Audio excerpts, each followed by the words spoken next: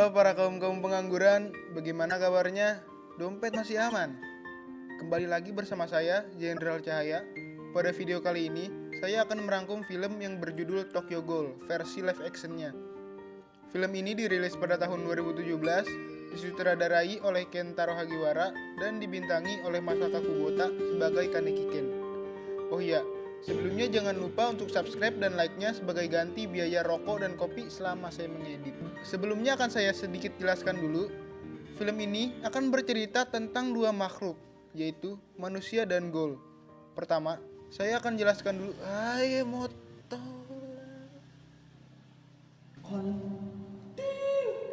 Pertama, saya akan jelaskan dulu apa itu ghoul.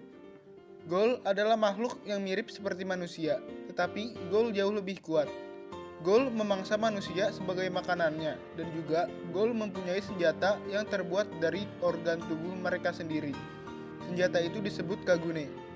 Sementara di sisi manusia sendiri memiliki kelompok pembasmi ghoul yang disebut Shishiji, yang berisi agen-agen handal. Para agen itu disebut dengan merpati.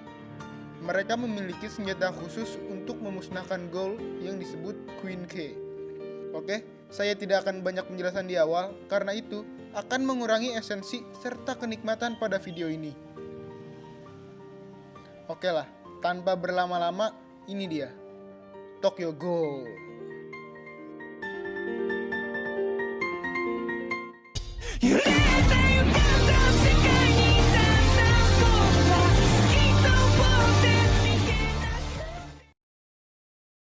Cerita akan berfokus pada Kaneki Ken, seorang remaja pemalu, pendiam, dan sangat suka membaca buku, yang lagi nongkrong di kafe bernama Anteiku bareng temannya yang bernama Hide.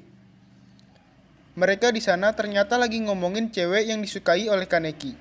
Cewek itu bernama Rize, yang ternyata Kaneki menyukai Rize karena dia memiliki hobi yang sama dengannya, yaitu membaca buku ciptaan Takatsuki-sen.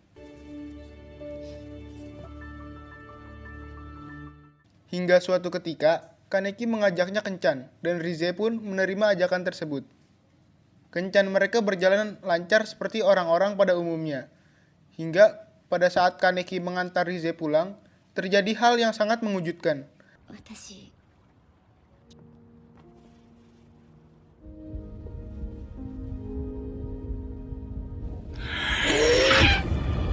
Yang ternyata, Rize adalah seorang ghoul. Alasan Rize menerima ajakan kencan Kaneki tidak lain tidak bukan adalah karena dia ingin memakannya. Kejadian itu membuat Kaneki sangat ketakutan.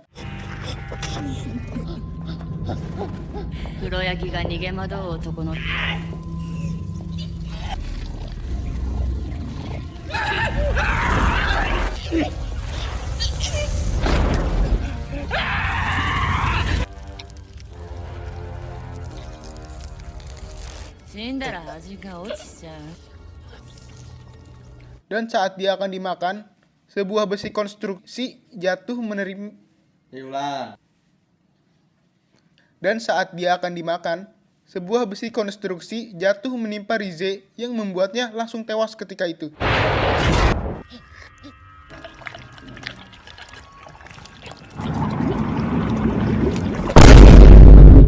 Sedangkan Kaneki yang sekarat berhasil hidup setelah dibawa ke rumah sakit karena dokter telah mengganti organ dalam tubuhnya yang hancur dengan organ tubuh Rize. Namun, setelah insiden itu, semuanya berubah.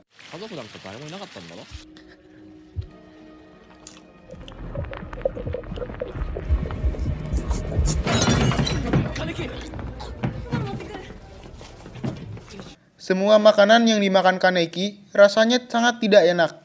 Dan pada saat dia makan bareng Hide, Kaneki tiba-tiba memuntahkan makanannya. Hal itu membuatnya kebingungan dan lalu dia pun pulang ke rumah. Di rumahnya, Kaneki mencoba memakan apapun yang ada, tetapi rasanya tetap tidak enak dan tubuhnya seperti menolak makanan itu. Di saat yang bersamaan, dia melihat berita di TV yang mengatakan kalau ghoul tidak bisa memakan makanan manusia. Mengetahui hal itu, Kaneki langsung melihat kaca dan ternyata satu matanya sudah berubah menjadi mata ghoul. Yang ternyata hal itu disebabkan karena organ dalam tubuhnya telah diganti dengan organ milik Rize yang membuatnya menjadi setengah ghoul dan setengah manusia. Untuk mengatasi rasa laparnya, Kaneki pun pergi keluar. Saat di jalan, ia mencium sesuatu yang sepertinya bisa dimakan. Tapi, setelah sampai di tempat itu, ia melihat seorang ghoul yang lagi memakan manusia. Namun tiba-tiba,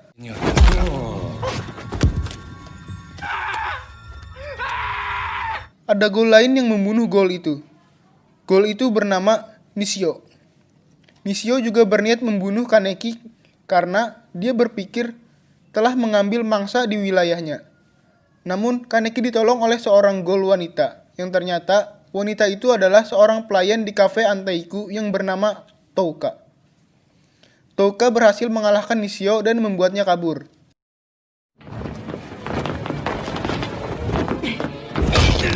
Melihat Kaneki yang kelaparan, dia memberikan sepotong tangan manusia pada Kaneki.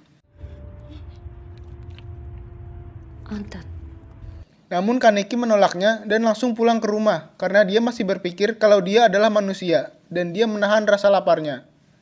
Menahan rasa lapar bagi seorang ghoul adalah seperti berada di neraka bagi manusia. Karena itu, keesokan harinya, Kaneki menemui Touka untuk meminta bantuannya mencari makanan. Di saat yang bersamaan, pemilik kafe Anteiku yang bernama Yoshimura menawarkan Kaneki untuk masuk dan memberinya secangkir kopi. Lalu Yoshimura menjelaskan kalau hanya kopi yang bisa dinikmati ghoul seperti manusia. Namun, rasa lapar tidak bisa dipenuhi hanya dengan meminum kopi.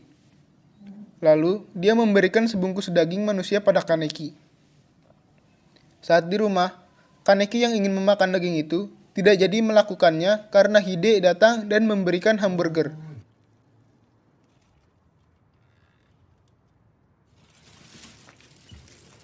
Kaneki pun tidak jadi memakan daging itu, lalu membuangnya ke tempat sampah. Keesokan harinya, Kaneki kembali masuk kuliah dengan menggunakan penutup mata agar tidak ketahuan kalau dia adalah ghoul. Lalu Hide mengajaknya menemui seniornya, yang ternyata senior Hide itu adalah Nishio.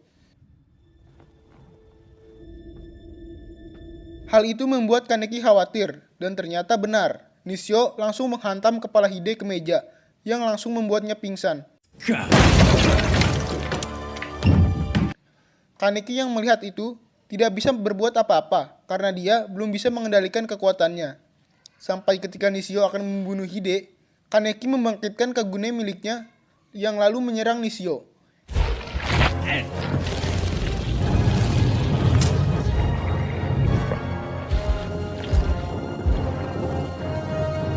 Nishio yang tidak menyangka Kaneki mempunyai kekuatan sebesar itu mencoba untuk kabur. Namun sayang, Kaneki berhasil menusuk perut Nishio dengan kagunenya. Namun, melihat Hide yang berlumuran darah, membuat Kaneki ingin memakannya. Yang rupanya, dia seperti itu karena organ tubuh Rize yang ada pada dirinya membuat Kaneki juga memiliki sifat Rize yang rakus. Di saat bersamaan, datanglah Touka bersama Yomo yang menghentikan Kaneki, lalu membawanya ke Anteiku. Saat sadar, Kaneki bertanya di mana Hide, lalu Yomo bilang kalau dia membawanya ke rumah sakit. Dan Pak Yoshimura menawarkan Kaneki untuk bekerja di Anteiku agar dia bisa belajar tentang dunia ghoul.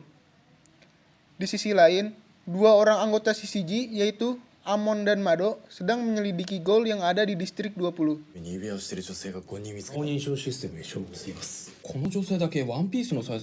Kembali pada Kaneki yang lagi belajar bikin kopi yang ditemani oleh pelayan di sana dan dua orang ghoul yang merupakan ibu dan anak. Mereka bernama Ryoko dan Hinami. Mereka adalah ghoul yang berasal dari distrik lain dan mereka berada di Anteiku untuk berlindung daripada merpati. Pada malam harinya, Kaneki bersama Yomo pergi ke sebuah hutan, yang ternyata mereka mencari mayat manusia yang bunuh diri di sana. Dari sini Kaneki tahu kalau orang-orang di Anteiku menggunakan manusia yang sudah mati untuk dijadikan makanan, bukan memburunya dan memakannya hidup-hidup.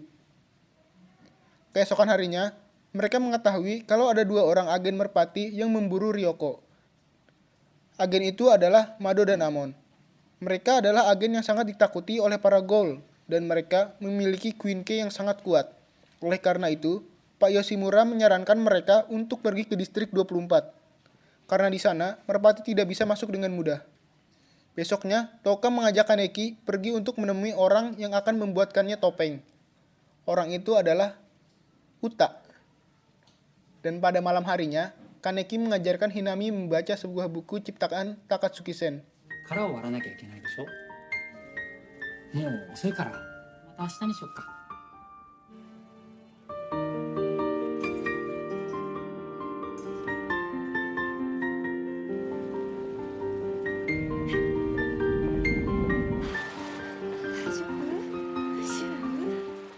Singkat cerita, Mado dan Amon berhasil menemukan Ryoko dan Hinami saat mereka ingin pergi dari distrik 20. Tidak disangka, ternyata Queen Key milik Mado terbuat dari Kagune milik suami Ryoko. Hal itu membuatnya marah dan terjadilah pertarungan antara mereka. Di sisi lain, Hinami pergi mencari Kaneki untuk meminta bantuan. Namun, karena Kaneki saat itu masih lemah, dia hanya bisa mencegah Hinami untuk pergi ke sana juga. Lalu, kita akan melihat sebuah kejadian tragis di mana Hinami melihat ibunya dibunuh tepat di depan matanya.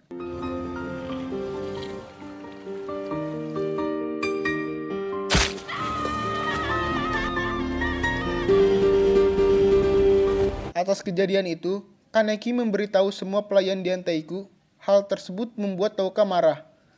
Dia langsung mencari merpati itu untuk membunuhnya. Namun, ia hanya berhasil membunuh bawahannya saja dan melukai Amon.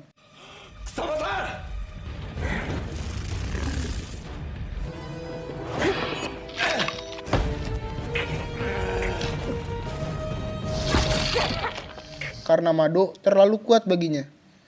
Alhasil, dia pun kembali ke Anteiku dengan luka yang ia dapatkan.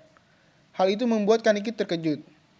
Keesokan harinya, Kaneki meminta Touka untuk melatihnya agar dia bisa menjadi lebih kuat dan dia bisa melakukan sesuatu untuk membalas para merpati itu. Dan latihan pun dimulai.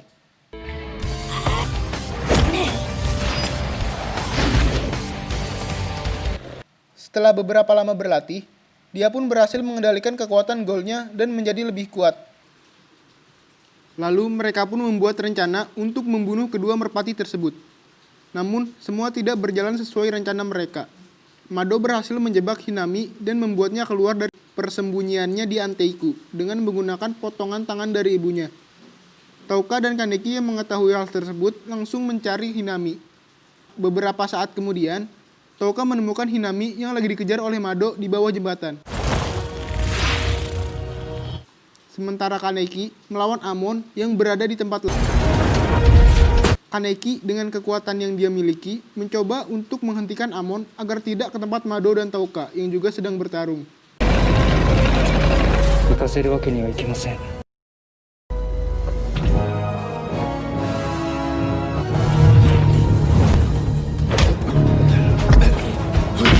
Namun Amon memiliki Queen Key yang sangat kuat dan itu membuat Kaneki terpojok.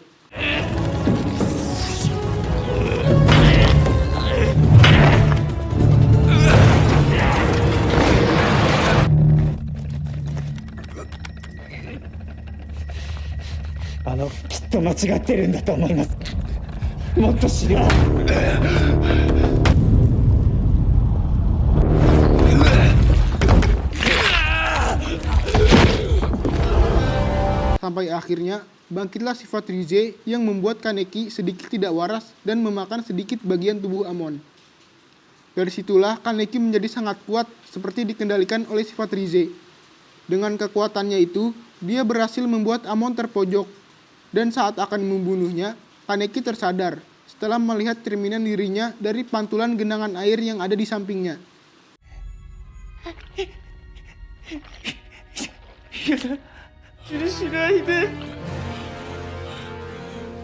Lalu, ia langsung pergi menuju ke tempat Touka dan Hinami. Sementara Touka yang melawan Mado terlihat sangat kesulitan karena Mado sepertinya sangat kuat. Hingga pada suatu momen, Mado menggunakan Queen Key yang terbuat dari Kagune milik ibu Hinami. Hal tersebut membuat Touka semakin marah, namun karena itu juga dia menjadi ceroboh.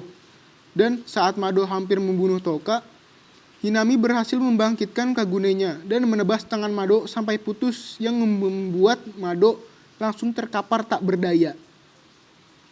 tanpa menyia-nyiakan kesempatan itu, Touka tanpa ragu langsung membunuh Mado.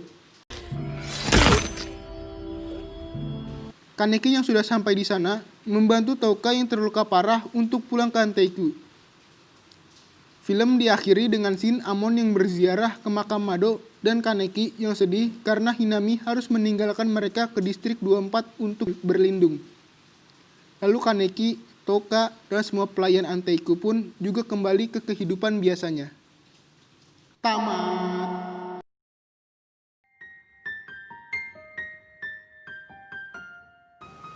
Ya, kalau berdasarkan dari anime yang saya tonton sama versi live actionnya ini ya emang kayak ada sedikit perbedaan sih ya. Sedikit lagi kan? Sedikit. Banyak ada Jacksonnya. Iya sih, kayak di awal scene ada Jason, sini nggak diceritain. Tapi terlepas dari itu semua ya, pemeran yang memerankan karakter-karakternya juga emang udah cukup. Bukan cukup lagi sih, sangat cocok kalau menurut saya ya. Dan juga ini film ini masih ada lanjutan dari film keduanya. Kalian coba tulis di kolom komentar apa perlu saya buatin aja film keduanya, apa emang udah cukup yang ini aja. Dan juga jangan lupa seperti biasa like dan subscribe-nya biar saya juga semangat gitu buat videonya. Gue masih protes, Risnya nggak kayak gitu bangsat. Nah, pesan yang bisa diambil dari film ini adalah kalau lapar, ya makan, kalau ngantuk, ya tidur. Cukup sekian dulu dari saya, sampai bertemu lagi di film keduanya. Saya, beserta tim layar tancap dan jajarannya, pamit undur diri. Confirm.